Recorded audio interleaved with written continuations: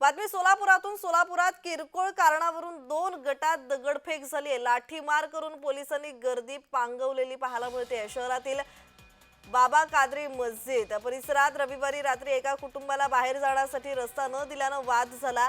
त्यानंतर दोन गट आमने सामने आल्यानं दगडफेक सुरू झाली।